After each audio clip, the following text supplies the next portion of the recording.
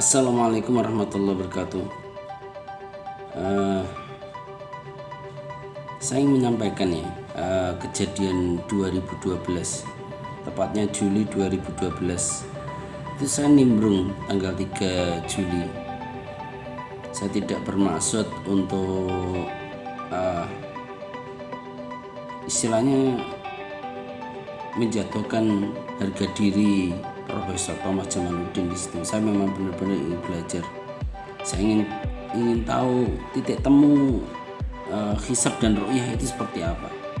Konsep yang disampaikan Profesor Thomas di blog tjamaluddin.wordpress.com saat itu.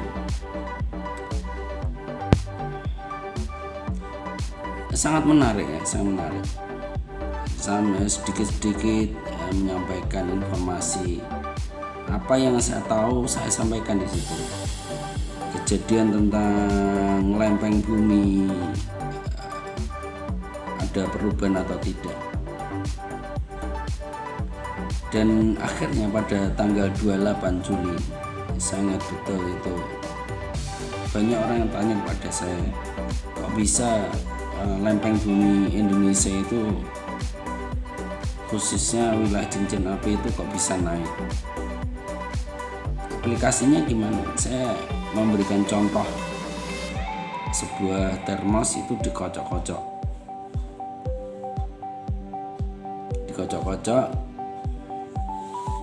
yang akhirnya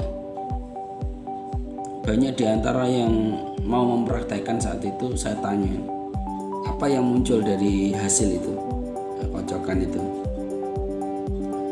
Ada yang tidak ada suara, ada yang mengatakan ada suara jedus, ada seperti gas.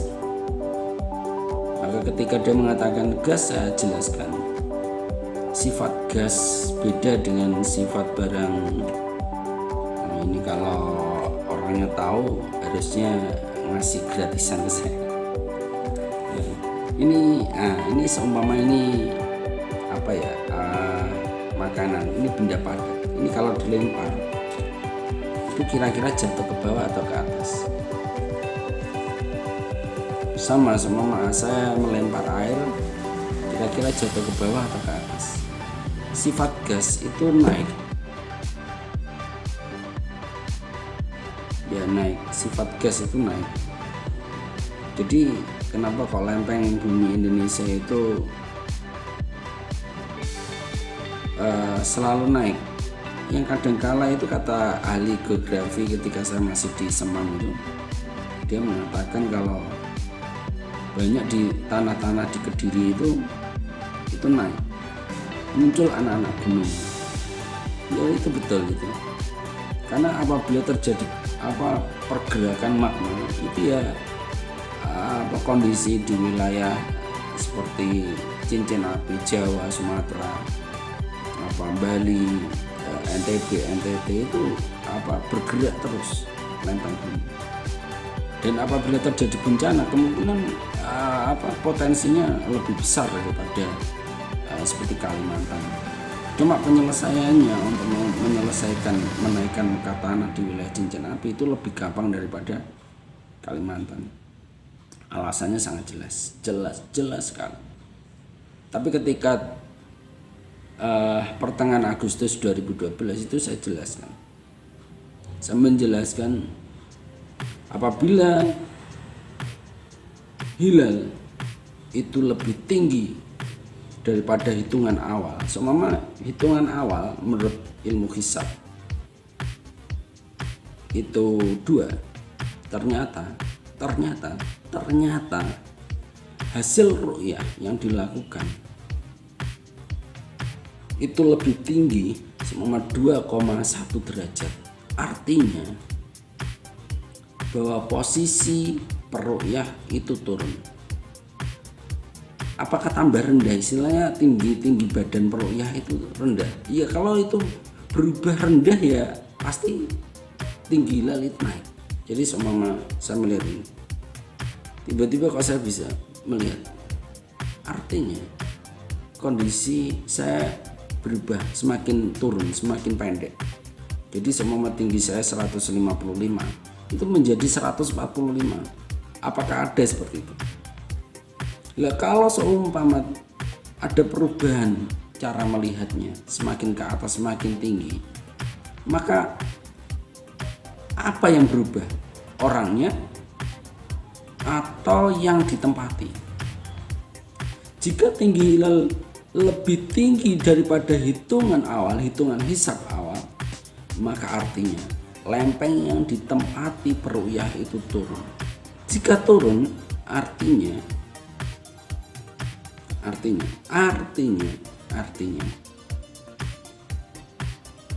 wilayah itu dieksploitasi.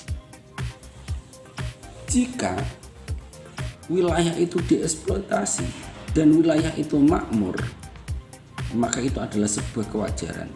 Tapi resikonya tetap ada.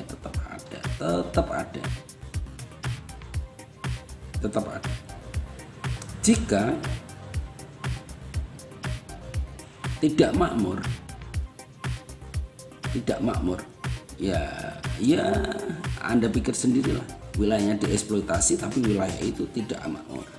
Anda pikir sendiri. Akhirnya nggak ada yang membantah karena semua dibahas secara logis, dibahas secara keilmuan, dan ini masuk akal. Nggak mungkin ahli manapun, ahli eksak manapun itu menolak konsep ini. Perubahan melihat hilal, tinggi hilal itu dipengaruhi bukan dari perputaran bumi, perputaran bulan, enggak, bukan itu. Tapi kondisi berubah, naik tambah atau berkurangnya tinggi hilal itu dipengaruhi oleh kondisi lempeng yang ditempati peruyah. Maka saya ingin menyarankan semuanya, ini konsep ini luar biasa. Jika orang ini memiliki konsep dengan mempertimbangkan hisab yang ada, melihat tidak mengesampingkan, tetapi dia juga melihat istilahnya menganggap bahwa ru'yah itu luar biasa juga. Jadi kalau ini dua-duanya ini dipakai, mantap bos, mantap. Maka dia akan bisa peka terhadap bencana yang akan dialami. Pasti peka.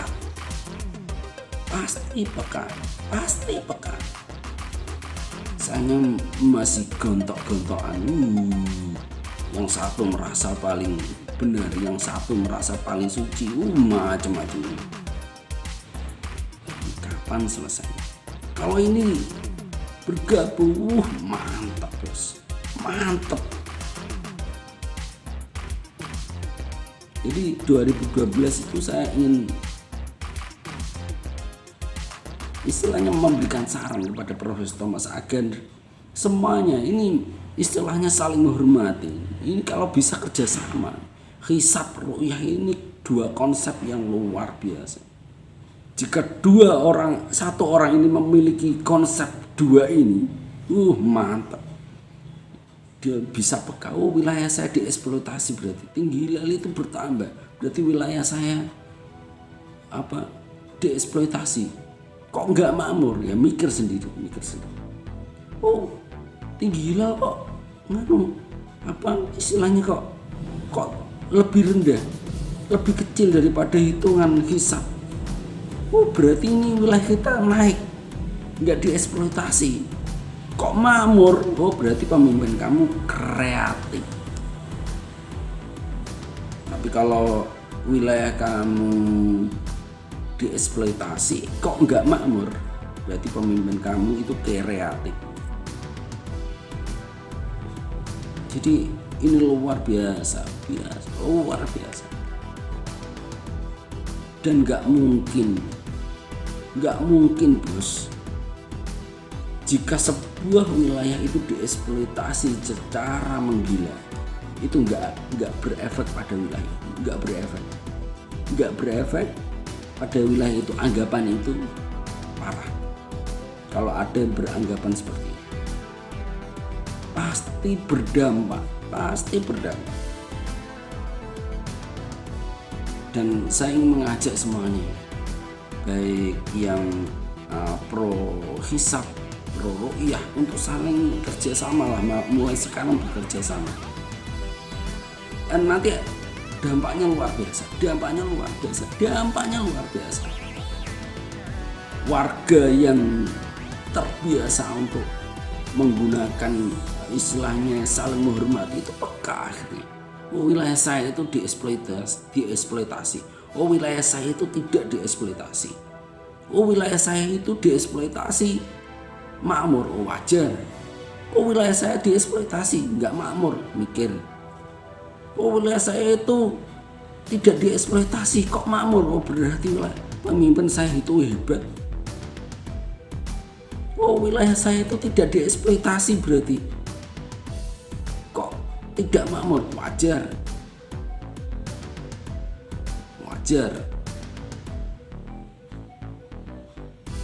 Dan hal yang paling menarik pada tanggal 16 September 2012 ketika Profesor Thomas Jamaluddin itu meng-share 2 tulisan. Indonesia harus sabar menghadapi kekeringan yang saat itu terjadi. Belum ada solusinya. Ilmuwan semuanya bergerak. Ilmuwan ahli cuaca itu semuanya bergerak mengusahakan bagaimana hujan itu turun. Alim ulama dari Sumatera, Jawa, semuanya turun ke lapangan agar hujan itu bisa turun. Melakukan sholat istisqa, meminta Allah itu agar menurunkan hujan, tapi tidak turun hujan. Ada yang salah. Bukan salah sholatnya.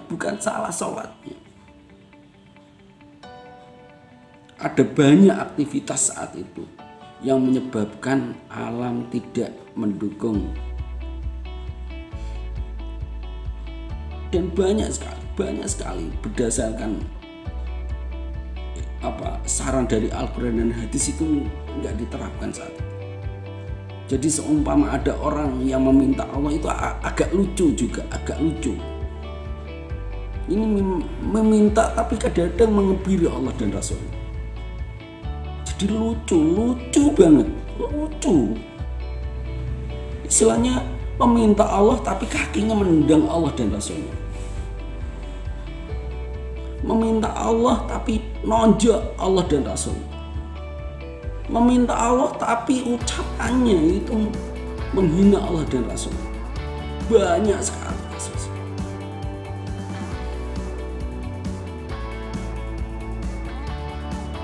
Akhirnya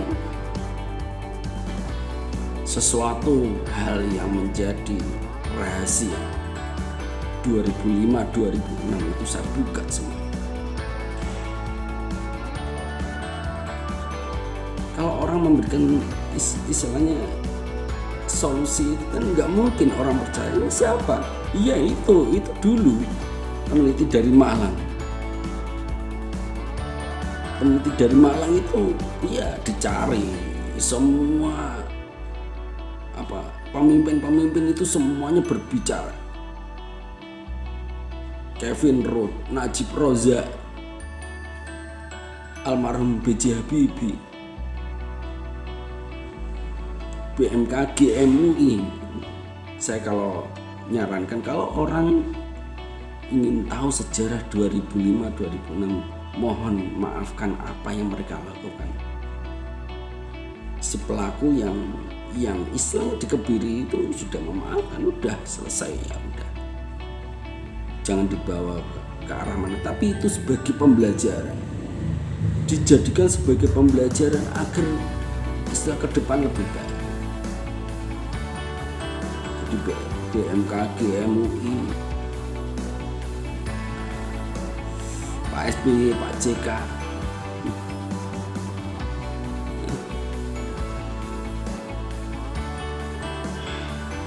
Sultan Hamengkubuwono, semuanya tahu.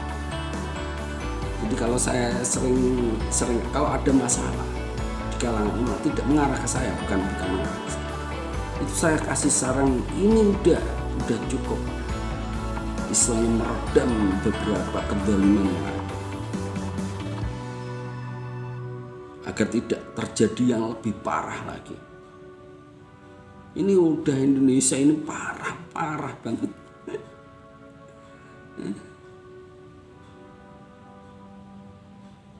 Orang minim tabayun. Banyak yang merasa sok tahu, sedikit tahu, mangap. Akhirnya bukan tambah baik, tambah panas. Orang yang nggak tahu mesti ditanggapi. Kalau orang yang tahu dampaknya, kalau dibalas ya diem aja, santai. Kalau Rasulullah banyak banget cerita banget. Makanya ya nggak saya tanggapi. Kalau ada yang istilahnya nyindir gitu waktu 2012, ya biasa, saya anggap santai. Sampai sekarang pun seperti itu. Ngapain ditanggapi? Yang penting target besar itu tercapai. Kalau ditanggapi malah tambah dimanfaatkan. Yang merasa sok tahu asal mangap itu bisa dimanfaatkan, bisa dikebiri sama kepentingan itu, terus mengatasnamakan saya. Oh, tambah parah. Dibiarin aja. Ya namanya kebiasaannya sok tahu, kebiasaannya sok asal mangap, ya biasalah namanya orang. Jadi satu saran melalui Profesor Thomas kepada Presiden SBY waktu itu, hentikan seluruh eksploitasi SDM, khususnya masalah gas.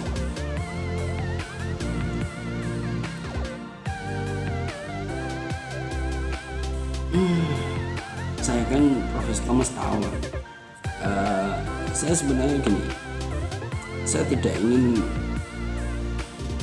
orang-orang yang mewarnai sejarah 2005-2006 ini didolimi, istilahnya dikebiri. Kadang-kadang saya ikut membela mereka. Alasannya itu adalah penguat sejarah. Ketika ada sesuatu, saya bisa jadikan alat yang bisa berkontribusi untuk menyelamatkan orang yang terdolim. Saya jadikan alasan. Orang-orang kadang-kadang nggak paham. Kenapa Pak Amin kok nolong ini, padahal dia benci banget sama Islam. Orang kadang-kadang mikir sempit. Istilahnya kalau istilah sekarang itu sumbu pendek.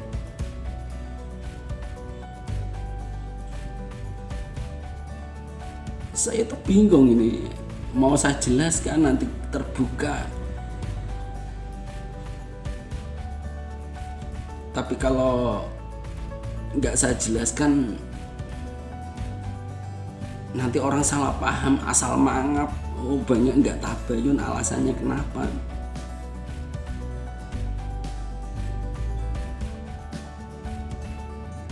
Dan ketika saya memberikan saran itu enjoy, saya anggap seumpama tidak tercapai ya resiko, karena kondisi wilayah itu tidak menginginkan, tidak mendukung. Pemimpinnya di setir, masyarakatnya mudah diadu domba, dan banyak tokoh-tokoh itu asal mangap. Ketika dia berbicara itu sok tahu. Memang benar, fakta itu benar. Rasulullah itu menceritakan ini paling gampang lah. Ada orang, dia tidak suka dengan bangsa Israel. Contohnya ini, contoh yang paling gampang. Ini bagaimana orang Israel itu mengebiri orang itu. mengebiri orang yang benci mereka. Dia tahu masyarakat Indonesia benci sama Israel, benci banget. Apalagi itu didukung sama tokohnya itu.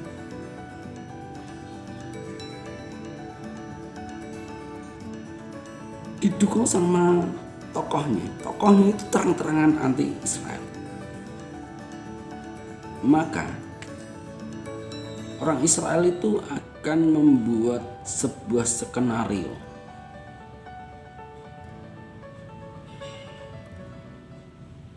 Ada wartawan disiapkan, dikasih tahu, oh nanti ini ada orang Israel yang akan bertemu dengan tokoh ini. Tokoh ini nggak tahu apa-apa, nggak tahu apa inisiatif skenario orang Israel itu. Bertemulah secara mendadak dan kaget itu, loh, utusan dari Israel. Kemudian dipoto, wartawan memoto, oh ini tokoh ini munafik. Tokoh ini katanya anti Israel tapi bertemu dengan Israel. Israel ya santai-santai aja.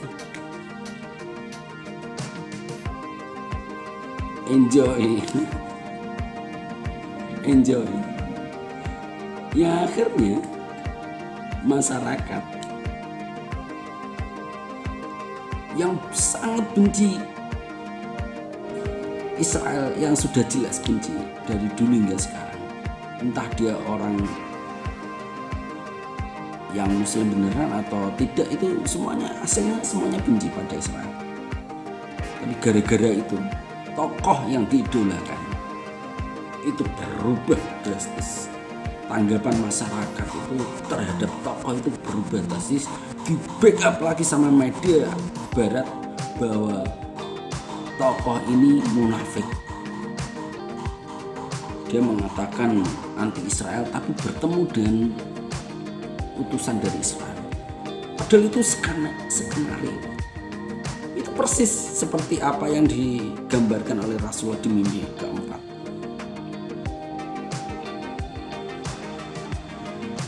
Di mimpi keempat itu kan saya tidak setuju dengan kebijakan waktu itu. Ya ini digambarkan kayaknya kebijakan menaikkan BBM.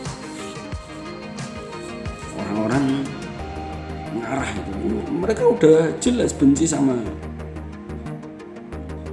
orang-orang bule, orang-orang barat. Udah jelas ini banyak kelompok-kelompok ini, tapi dipancing untuk keluar semuanya, bertarung, adu domba, narget anak itu. Orang-orang barat ngomong, woi kami ada di sini. Nah itu akhirnya kan orang ngira, oh berarti anak ini pro barat.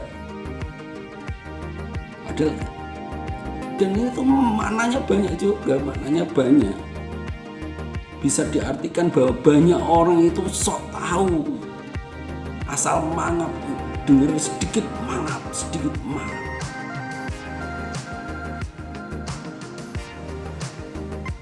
Jadi 2005, 2006 itu ramai orang cari tahu siapa ini orangnya yang buat gempar gara-gara analisa Badai Katri.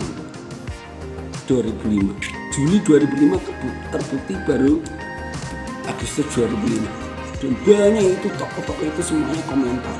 Kevin Rudd, Perdana Menteri Australia, Najib Razak, Perdana Menteri Malaysia. 50 brimob dari Jakarta dikirimkan dari Jakarta. Tujuannya bukan bin Rohtal, mintanya itu ustadznya itu dari UIN Malang. Waktu itu Stein, UIS, mintanya dari Malang.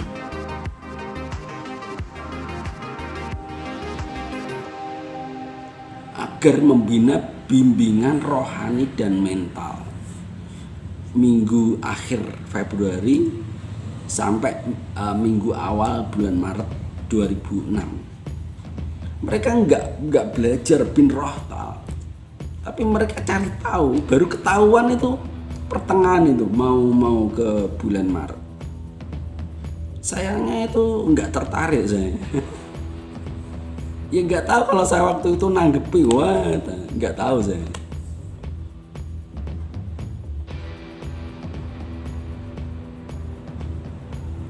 Dan rame lagi itu ketika waktu gempa Jogja itu. BMKG, MUI, Sultan Hamengkubuwono nggak membahas masalah bagaimana cara menangani gempa Jogja, akibat gempa Jogja, korban-korbannya, tapi lebih membahas ke yang lain.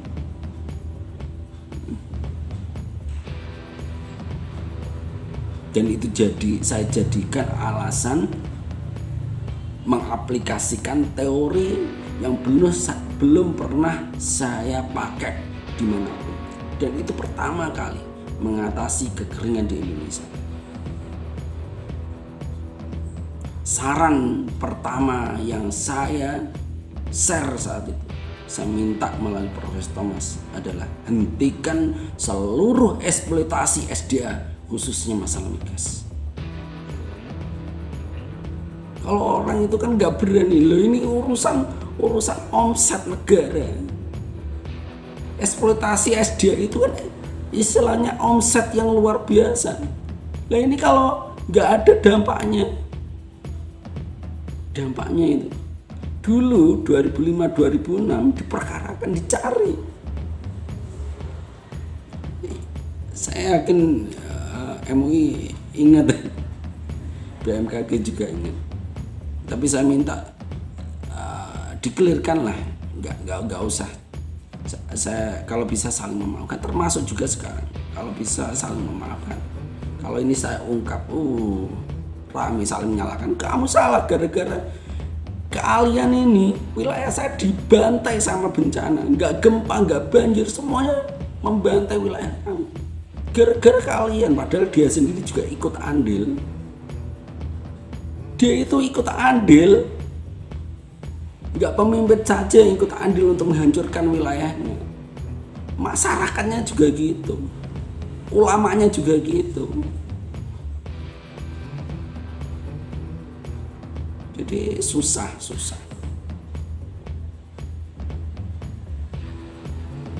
Dan saya waktu itu meminta kepada Profesor Thomas, tolong teruskan perjuangan agar masyarakat benar-benar menguasai yang namanya hisab dan ru'yah. Saling menghargai ini, konsep ini luar biasa manfaat.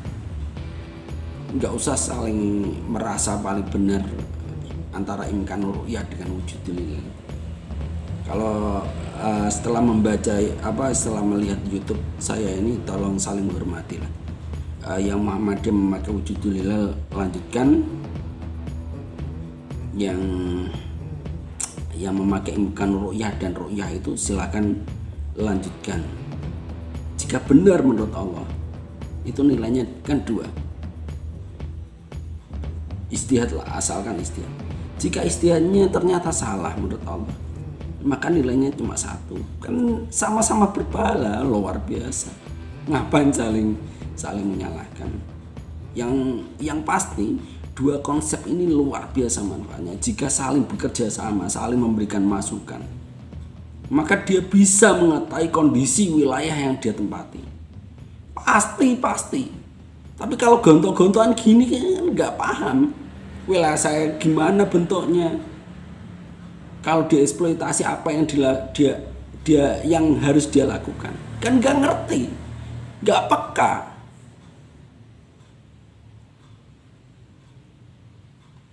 Ini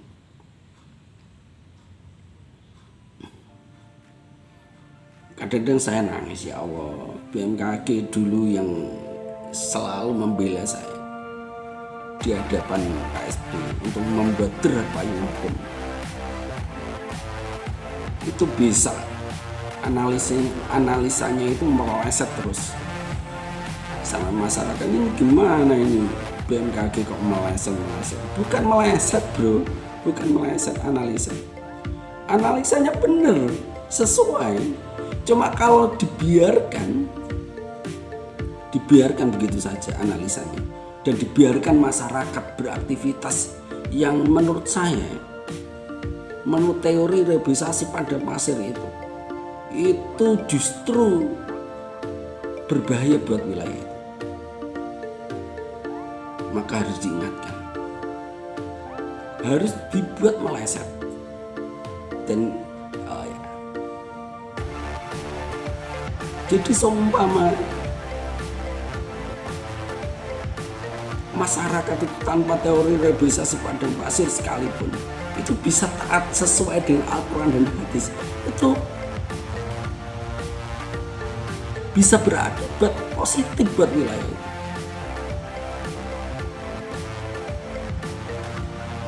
Empat kali puncaknya Juni 2013 ketika saya pulang dari Semam. Saya lihat orang-orang yang kerja di BCA di mana-mana itu keluar semuanya. Kok aneh ya?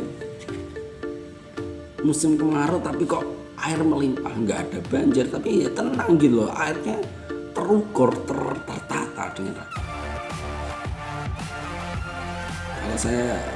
Kalau saya nangis, kalau di jamaah tabligh itu kalau nangis itu kan bareng-bareng, itu kalau nangis bareng-bareng malah saya nggak bisa nangis. Tapi saya melihat kondisi seperti itu nangis merebes. Ya Allah, kalau saja Indonesia itu benar-benar menerapkan saran dari Allah dan Rasul, pasti keberkahan dari langit dan bumi. Sering saya mengatakan pada beberapa ahli, baik yang ilmuwan maupun yang agamawan, Indonesia itu nggak jelas. Mau dibilang taat pada Allah dan Rasulnya itu nggak jelas. Dibilang taat pada konstitusi itu nggak jelas.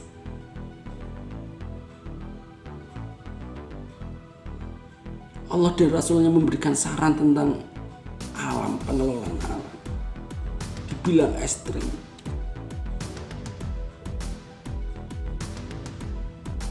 Meskipun saya pernah cerita, ya memang orang ekstrim itu kan banyak. Setiap kali saya kalau ngaji itu saya selalu bilang, ini semuanya merata, merasa paling benar, merasa paling suci, ngapling surga itu masing-masing kelompok itu ada.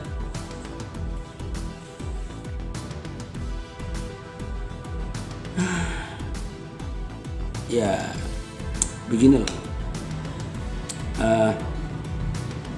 khususnya kepada Kemenak,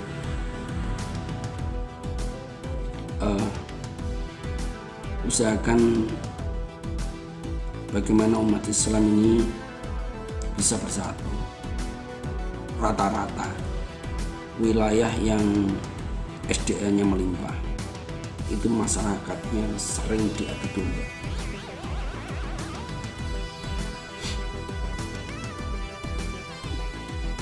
Kalau wilayah itu muslim, adu dombanya berbeda, fitnahnya berbeda.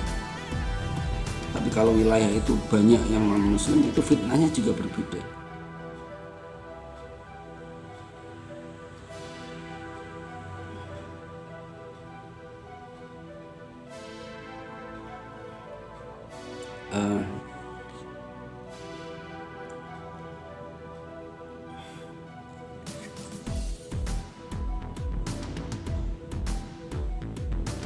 Ya begitulah. Kalau bisa, kalau ada isu apapun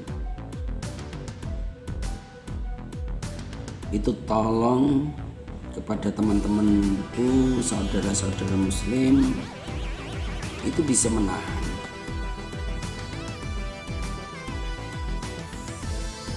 Bisa menahan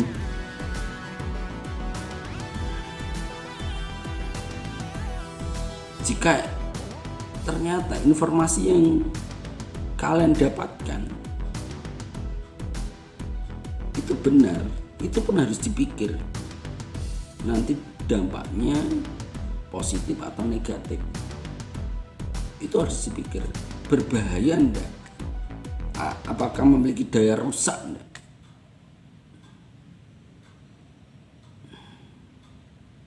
Jadi nggak asal mangap gitu, nggak asal sedikit-sedikit keluar ngomong asal mangap, sedikit-sedikit mangap, sedikit-sedikit mangap, sedikit mangap, sedikit-sedikit merasa so up to date. Wih, menurut media ini udah jelas-jelas ini tokoh ini melakukan ini. Mungkin itu saja yang dapat saya sampaikan. Saya minta maaf. Assalamualaikum warahmatullahi wabarakatuh.